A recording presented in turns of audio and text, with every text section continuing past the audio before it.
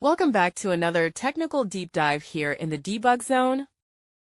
Today we're tackling a big question and breaking it down with insights from other users. Hopefully this clears up some misconceptions and helps you get the answer you need.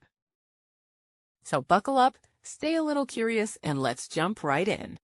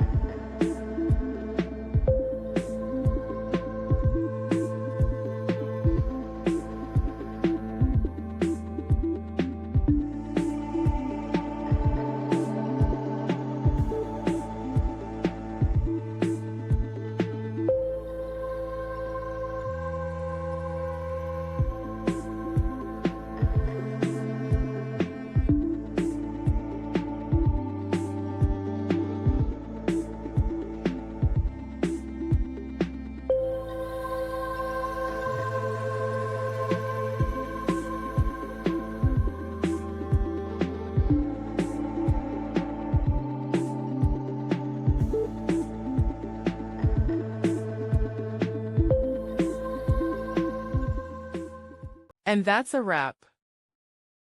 I hope you found the answer you were looking for. If you did, take a second to hit that subscribe button. It really helps out.